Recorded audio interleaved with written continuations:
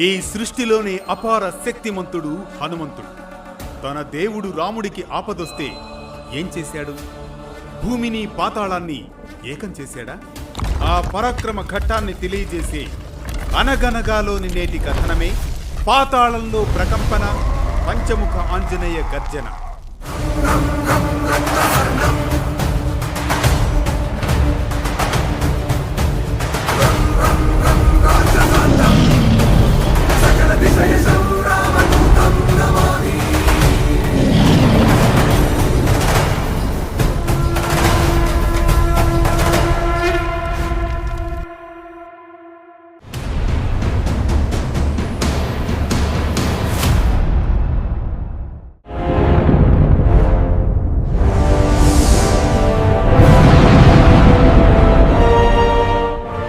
అనగనగా అది త్రేతాయుగంలోని రామాయణ కాలం. కృతివాసి రామాయణం గ్రంథం ప్రకారం లంకలో యుద్ధం ఉధృతంగా జరుగుతున్న సమయం. రామలక్ష్మణులు యుద్ధంలో శ్రమతో అలసి మూర్ఛిల్లిన సమయం. అదే సమయంలో అహిరావణుడు అనే మాయావి పాతాళానికి రామలక్ష్మణుల్ని తీసుకువెళ్లిపోతాడు. ఆ పాతాళంలో 5 దిక్కులా దీపాలు వెలిగించి రామలక్ష్మణుల్ని బంధిస్తాడు. ఆ 5 దీపాలను ఒకేసారి ఆర్పితే తప్ప అహిరావణ సంహారం జరగదని, రామలక్ష్మణుల్ని అక్కడి నుంచి తీసుకెళ్లడం సాధ్యం కాదని తెలుసుకుంటాడు ఆంజనేయుడు. ఆ సమయంలో హనుమ, ఆ దుష్టుడు అహిరావణుడు రామలక్ష్మణుల్ని పాతాళానికి తీసుకువెళ్లిపోయాడా? ఓ ప్రభు, మీరు లేకుండా భూలోకంలో ధర్మం నిలబడదు. ఇదిగో వస్తున్నా ప్రభు రామచంద్ర అని నేరుగా పాతాళానికి బయలుదేరుతాడు. పవనసుతుడు కదూ, గాలికన్నా వేగంగా పయనమవుతాడు ఆంజనేయుడు. ఎక్కడున్నావు అహిరావణ? ఇదిగో నా స్వామి కోసం నేనున్నాను, నేను వచ్చాను.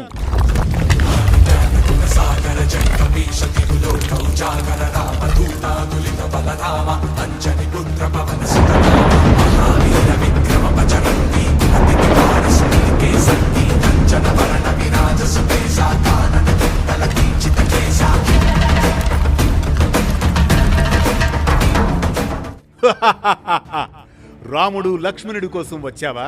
అయితే నీ తరం కాదు, వారిని కాపాడేందుకు. ఇదిగో 5 దిక్కులా 5 దీపాలు వెలిగించాను, బంధించాను. ఒకేసారి అన్ని దీపాలు ఆర్పలేకపోతే ఈ ఇద్దరు నా చేతిలో బలి కావలసిందే. దీంతో హనుమంతుడిలో అంతర్మదనం. అవును, 5 దిక్కుల్లో దీపాలు ఒకేసారి ఆర్పాలి. ఎలా? ఒకే ముఖంతో ఇది సాధ్యమా? అసాధ్యం. ఎలా? అప్పుడే అతని లోపల నుంచి ఒక దివ్య ధ్వని ఆకాశవాణిలా పలుకుతుంది. వాయుపుత్ర హనుమంత, నీలో విశ్వరూప శక్తి నిద్రిస్తూ ఉన్నది. నీ దేహంతోనే పంచముఖ రూపాన్ని ధరించు. పూర్వం, ఉత్తరం, దక్షిణం, తూర్పు, పడమర అన్నింటినీ నువ్వే దర్శించు అంటూ వినిపిస్తుంది. ఈ వాణికి తగ్గట్లుగా ఆంజనేయుడు పంచముఖాలతో దివ్య శక్తులతో అవతరిస్తాడు.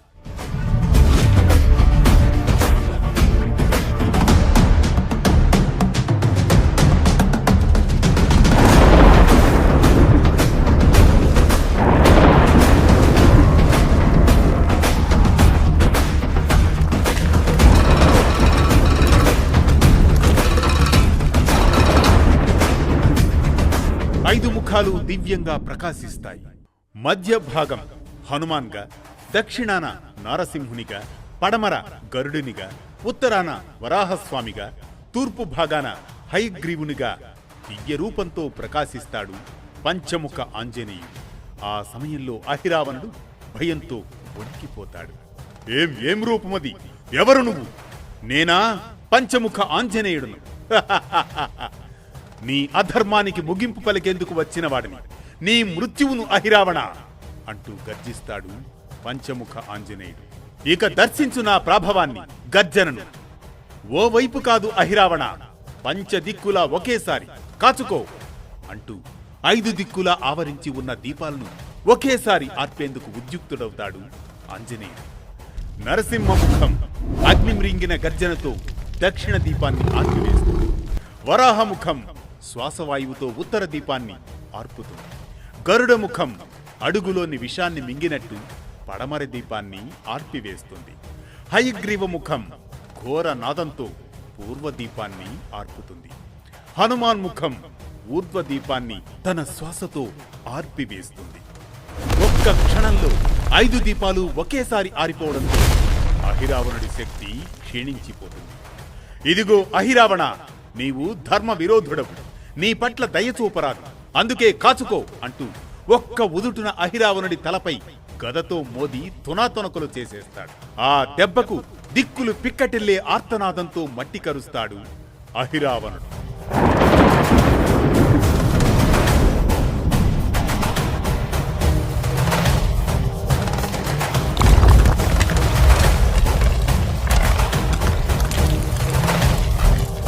అలా అహిరావణ వధ జరుగుతుంది.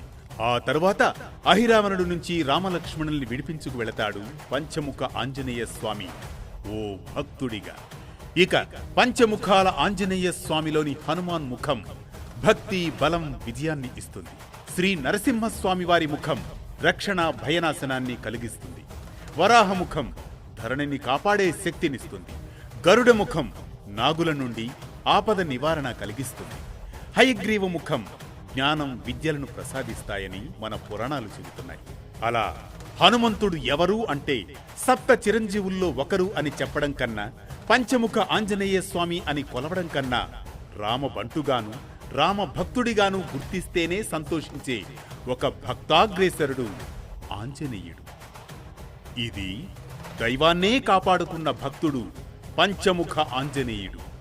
ఈ కథనం మనకిచ్చే సామాజిక సందేశం ఒక్కటే. భక్తి అనేది భగవంతుడికి భయపడడం కాదు, ధర్మాన్ని కాపాడేందుకు ధైర్యంగా ముందడుగు వెయ్యాలని. హనుమంతుడు తన స్వామిని కాపాడుకున్నట్లు మన జీవితాల్లో కూడా సత్యం, ధర్మం, మానవత్వం ప్రమాదంలో పడ్డప్పుడు దానికి రక్షకులమవ్వాలని. అపాయం ఎంతటిదైనా న్యాయం కోసం నిలబడిన వారికి కొత్త శక్తులు, కొత్త మార్గాలు కలుగుతాయని. ప్రతినిత్యం ఓ పురాణ కథనం, సూటిగా, స్ఫూర్తిమంతంగా, సామాజిక సందేశంగా, ధర్మం చెప్పే కథల సవ్వడి, జ్ఞానం చెలరేగే కథన ఒరవడి. అనగనగా అంటూ మళ్లీ రేపు పలకరిస్తుంది ఆరుబయట వెన్నెల్లో జోకొట్టే కథల్లా వేటు న్యూస్.